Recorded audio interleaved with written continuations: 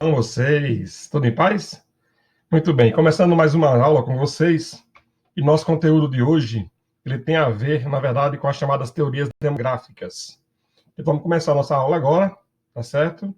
Fiquem atentos, né, e acompanhem o desenvolvimento do nosso conteúdo. Vamos para frente.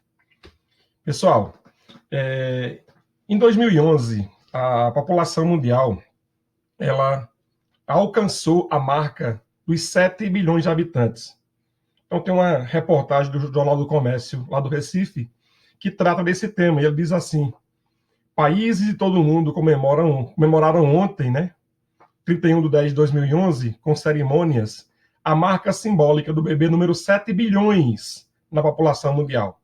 Como confirmado pela Organização das Nações Unidas, a ONU, em pelo menos 4 países do mundo, Filipinas, Índia, Turquia e Rússia, foram escolhidos recém-nascidos, simbólicos, evidentemente, para lembrar essa marca da humanidade. Nas Filipinas nasceu Danica May Camacho, em meio a festas e fotografias. O médico Eric Tayag, médico do Departamento de Saúde das Filipinas, disse que o nascimento deveria servir como um alerta. Nós deveríamos nos preocupar de verdade com questões como se existirão alimentos, água limpa, moradia digna, educação e uma vida decente para cada criança. Alertou. Se a resposta for não, seria melhor que as pessoas buscassem uma maneira de reduzir essa explosão populacional, acrescentou. Então, essa fala está no Jornal do Comércio de Pernambuco, 1º de novembro de 2011, na página internacional, número 12. E aí, gente, a partir dessa fala, né, dessa reportagem, desse comentário muito interessante, a gente vai levantar, suscitar algumas questões que envolvem aí as teorias demográficas, já que ele fala aí, ó, em controle populacional, né, repensar esse crescimento populacional, reduzir a explosão populacional. Então, isso tem a ver com o nosso conteúdo, beleza? Vamos para frente. Então, ele diz o seguinte, o texto, ó: no decorrer da história da humanidade, de modo geral, o ritmo de crescimento populacional foi lento. A natalidade elevada era acompanhada pela mortalidade, quase na mesma proporção. A gente já viu isso na aula passada, quando falamos aí do crescimento populacional, dos conceitos de população, né? Crescimento natural ou vegetativo, taxa de natalidade, taxa de mortalidade. Nós vimos esses contextos na aula anterior, beleza? E aí, quando se fala aqui a fome, as epidemias, as catástrofes naturais que chegam a dizimar povos inteiros, nós temos acompanhado isso, inclusive com essa crise da pandemia do Covid-19, né? A quantidade de pessoas que vão a óbito por conta dessa epidemia. Agora não é epidemia mais, é uma pandemia, né? E aí é uma diferenciação também que acontece, já que uma epidemia ela é localizada, uma pandemia ela é generalizada, então ocorre aí toda uma diferença em relação a isso, né? E a gente podia fazer uma aula sobre isso também, né? Qual a diferença entre endemia, pandemia e epidemia, né? A gente pode fazer isso aí em outro momento com vocês, beleza? Vamos para frente. E o texto fala o seguinte, ó: a revolução industrial e o crescimento da população, tá? Então ele vai dizer que esse acelerado crescimento populacional, ele é um fenômeno recente, né? Tem a ver com o processo de industrialização, inicialmente na Europa, posteriormente em outras regiões do planeta, né? E aí, nosso país, o Brasil, ele passou por um processo de industrialização recente, vale salientar, comparando, por exemplo, com a Revolução Industrial que ocorreu na Europa no século XVIII, né? E em outros países no século XIX, que a gente vai chamar isso de primeira Revolução Industrial e segunda Revolução Industrial. E a partir da primeira Revolução Industrial, alguns teóricos começaram a pensar a ideia de como tratar da questão populacional, beleza? Porque aí, concomitantemente, né, ao mesmo tempo em que acontecia lá a Revolução Industrial, houve também lá um processo de urbanização, ou seja, a população estava migrando do campo para a cidade. E esse crescimento populacional relacionado à Revolução Industrial fazia parte desse contexto, né, das necessidades do modelo capitalista, até porque essa população que está chegando no espaço urbano, lembrando, há uma transição de uma economia agrária, baseada no campo, para uma economia agora urbana e industrial. Então, há uma mudança de perfil dessa economia.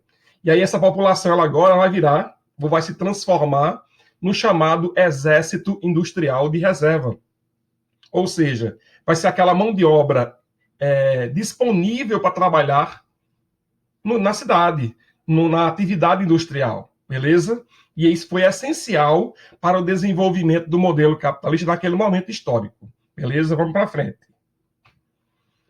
E aí o que acontece? A reflexão sobre essa transformação da dinâmica populacional, né, a partir dessa revolução industrial, ela vai faz surgir diferentes teorias demográficas ou teorias populacionais, na verdade, que vão tratar as questões, inclusive, com um viés um tanto quanto alarmista, né, se preocupando aí com a questão dos recursos naturais, tá? Então, e impondo, na verdade, de que o crescimento populacional é o responsável por esse uso, né, essa apropriação dos recursos naturais, tá?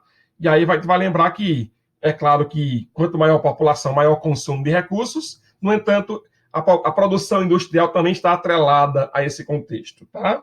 Vamos para frente. Então, o primeiro teórico a tratar da questão populacional foi o cara chamado Thomas Robert Malthus. Olha só, ele escreve um livro chamado de Ensaio da População, né? Ou Princípios da População, tá? E aí depois se convencionou a chamar isso de teoria malthusiana, o nome do cidadão, né? Thomas Robert Malthus. Ele, além de economista, pesquisador, ele era clérigo, ele era um bispo da igreja anglicana, né? Então ele não era uma pessoa qualquer da sociedade, beleza? Então ele tinha uma visão bem abalizada, bem avaliada do conteúdo do que estava falando. E ele diz o seguinte, né? Ele vai associar, na verdade, a uma teoria matemática, onde ele diz que a população cresceria em progressão geométrica, 2, 4, 8 e assim por diante, enquanto que a produção de alimentos ela cresceria em progressão aritmética e não em progressão geométrica, né? Então, na verdade, a ideia dele é que esse crescimento populacional iria, por isso que é alarmista a teoria dele, é bom lembrar disso, né? Ele vai dizer que essa população, né, crescendo demais, haveria um momento em que não teria condições de acompanhar o crescimento da produção de alimentos, principalmente, não acompanharia o crescimento populacional. E aí faltaria alimento para a humanidade. Beleza? Ou seja, não haveria recurso suficiente para todo mundo. Tá? Vamos para frente. E aí, para pensar nisso, né, como não tinha lá, e talvez tenha sido o grande erro de Malthus, eles não conseguiram prever os avanços tecnológicos, né? Hoje nós temos, como o texto já falou no começo, 7 bilhões de habitantes, um pouco mais do que isso, porque é dado de 2011, nós estamos em 2020, então isso traz uma mudança, né? A população tem um pouco mais de 7 bilhões de habitantes. Então é bom lembrar desse detalhe, né? E o que acontece? Apesar da população tão grande, com um número tão expressivo, nós temos alimento para todo mundo. E alguém poderia perguntar assim, mas professor, e a fome que existe no mundo? Tem a ver com o quê? Na verdade, tem a ver com a má distribuição desses recursos. Ou seja, tem lugares que têm recursos demais e outros que têm recursos de menos. Muitas vezes, esses recursos estão disponíveis em alguns países, mas é mais voltado para a exportação do que para o consumo interno. Então, isso gera esse desequilíbrio, né? E essa má distribuição desses recursos para algumas populações do planeta. E aí, por isso que a fome ainda existe, beleza? Às vezes não é nem a má distribuição, tá? A renda da população é insuficiente para comprar a própria comida, para adquirir a sua alimentação, para a sua própria subsistência, beleza? Que aí Malthus ele não pregava outra coisa a não ser aí o controle moral, beleza? Por conta da formação religiosa dele, né? Ele vai descartar o uso de métodos contraceptivos, beleza? Ele também pregava a ideia de que era necessário adiar casamentos, né? Abstinência sexual, ou seja, não retardar os casamentos ou retardar fazer sexo e para evitar a condição aí de filhos, né, antes da hora ou acima do desejado, é o que ele falava aí.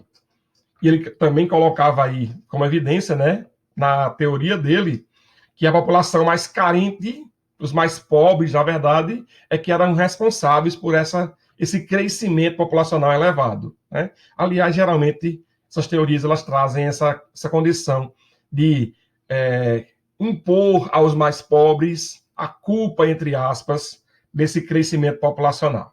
Beleza? Vamos para frente. Olha só. A partir da década de 50, né, os países em desenvolvimento e também os subdesenvolvidos terão lá uma taxa de crescimento populacional elevada, o que eles chamaram lá de explosão demográfica. Então, mostrando na imagem aí, né, Jakarta, capital da Indonésia. Lembrando que a Indonésia é o quarto país mais populoso do planeta, né? Ele fica atrás dos Estados Unidos, da Índia e da China. Pelo número de população, né? Em tamanho absoluto dessa população. E aí o que acontece? Alguns países chegaram a dobrar de população. Era um dos fatores da teoria de Malthus. Ele dizia assim: se não houver nenhum controle populacional, né, na lógica dele, ele dizia que a população mundial dobraria de tamanho a cada 25 anos. Ele também dizia que se não houvesse nenhuma catástrofe, nenhuma epidemia, né, nenhuma guerra, por exemplo, haveria sim esse problema, beleza? Da explosão demográfica, duplicando a população a cada 25 anos. Felizmente, também ele não acertou nesse momento, né? Embora esse crescimento existiu, tá? É bom lembrar. Não no ritmo que ele pregava. Aí ele diz o seguinte, ó. Atualmente, esses países subdesenvolvidos ou em desenvolvimento, né, concentram mais de 80% da população no planeta. Isso porque nos países desenvolvidos, né, o crescimento populacional ele é mais lento e já temos aí taxas de natalidade abaixo, né, ou de fecundidade, melhor dizendo, abaixo da taxa ou de reposição, que seria 2,1 filhos por mulher em idade fértil, né? Isso também é o caso do Brasil, certo? Já estamos aí com a taxa de fecundidade abaixo de 2,1, beleza? Então a tendência é isso. Vamos para frente. A teoria da malthusiana, né? Ela vem do século XX e diz o seguinte: é uma teoria que desenvolveu-se a partir do século XX, evidentemente, a partir do pensamento de Malthus, tá? Só que ela vai se desenvolver pós-Conferência de Bandung, na Indonésia. Então, nos anos 50, né, logo após a Segunda Guerra Mundial, houve uma conferência mundial sobre desenvolvimento humano na cidade de Bandung, na Indonésia. E é lá que surge o termo subdesenvolvimento, tá? Porque aí, logo após a Segunda Guerra Mundial, iniciou-se a chamada bipolaridade. O mundo bipolar, né? Dois polos de poder. Capitalismo de um lado, socialismo do outro. E aí esse mundo capitalista chamou-se de primeiro mundo e esse mundo socialista chamou-se de segundo mundo. E aí, para tratar das questões do mundo subdesenvolvido, eles colocaram lá a expressão terceiro mundo, designando aí uma sinonímia, né? Virando sinônimo de subdesenvolvimento, tá? E aí chamou-se de países do terceiro mundo ou países subdesenvolvidos. E aí o que acontece? Nesses países, né, uma medicina fraca, falta de saneamento básico, qualidade de vida da população, e havia um crescimento populacional exagerado. E aí os neomalthusianos vão dizer que a causa efetiva do grande consumo de recursos naturais, né, tem a ver com esse crescimento elevado dos países subdesenvolvidos, tá? E aí era preferível, na visão dos neomalthusianos, que os recursos do planeta, e financeiros principalmente, fossem investidos principalmente em atividades produtivas. Olha só, ou seja, não tinha a visão lá de proteger a população, né? E aí o que acontece? Vamos dizer que a culpa, de fato, de um país ser subdesenvolvido é porque ele tem a população muito elevada, tá? E ele vai caracterizar para isso a renda per capita desse país. O que seria a renda per capita, né? É quando se divide o produto interno bruto, né? Tudo que o país produz em um ano inteiro, pela população absoluta desse país. Então, eu vou encontrar a renda per capita ou renda por pessoa, beleza? Seria essa aí a associação mais correta, beleza? E aí eles vão dizer essa condição, né? O que acontece? Os neomalthusianos, ó, vão pregar, na verdade, a ideia de que uma família feliz, ó, é uma família pequena, né? Isso é um selo divulgado na Índia, ó, pelos Correios da Índia, mostrando isso, né? Ou seja, uma pequena família é uma família feliz, tá? Então, pai, mãe, 2 filhos. Observem que muitas vezes nos filmes de Hollywood se difundia muito isso, né? Aquela família perfeita, bem-sucedida, com um carrão na porta, uma casa muito bonita. Olha só tinha 2 meninos em casa, né? 2 filhos. Então, isso também mostrava para a gente aqui no Brasil, muito fortemente, nas novelas da Rede Globo.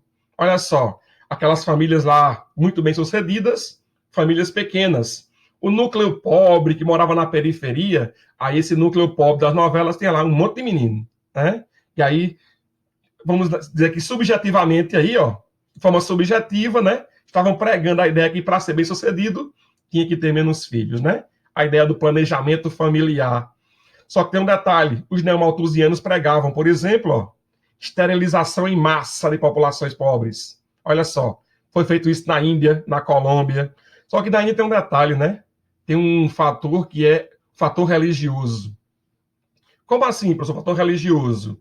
Como lá os indianos, eles são politeístas e eles creem na reencarnação, por exemplo, para eles ter filhos, né, tem a ver também com permitir que os seus ancestrais reencarnem. Então, há um fator cultural muito forte, né? Professores, estão errados? Gente, cultura de cada povo é certo para eles. Então, nós temos que respeitar a cultura de cada um, tá? É bom estar lembrado nisso aqui, tá? Não é porque nós temos um preceito religioso que tem a ver com nossos pais, com a nossa formação, né? Nós temos que determinar que o outro povo está errado porque pensa diferente da gente. Então, se ligue nesse detalhe aí, tá? Prestem atenção nisso. Também pegavam a ideia, ó, da distribuição gratuita de anticoncepcionais, certo? O serviço médico, né, público, para orientar para o uso de dispositivos intrauterinos, olha só. E claro, né, como eu disse a vocês, essa divulgação aí de um modelo de família bem-sucedida, com no máximo 2 filhos, beleza? Vamos para frente. E aí surge, ó, uns caras chamados de reformistas, né? Quem são esses reformistas aí, ó? São os críticos, na verdade, da teoria neomalthusiana. Eles vão dizer o seguinte, ó, um país ele não é pobre porque ele é populoso. Olha só, ou melhor, ele não é populoso, ele é populoso porque ele é pobre, na verdade, né? Seria essa a lógica aí, beleza? Dê ao povo saúde, educação, acesso a bens e serviços públicos de qualidade, por exemplo, que aí ter filhos ou não será uma mera opção, beleza? Então, ele não é pobre porque ele é populoso, ele é populoso porque ele é pobre, tá? Essa teoria aí que os reformistas defendem, beleza? E aí o que acontece? Eles vão defender de fato, né, uma distribuição mais equitativa dos recursos, né? Maior acesso à cultura, maior acesso à educação, maior acesso à saúde pública de qualidade, principalmente saneamento básico, beleza? Vamos para frente. E aí, gente, a nossa aula termina por aqui, nesse momento, tá? Lembrando a vocês que nós temos aí uma continuação desse conteúdo para a nossa próxima aula, beleza? Grande abraço e até a próxima.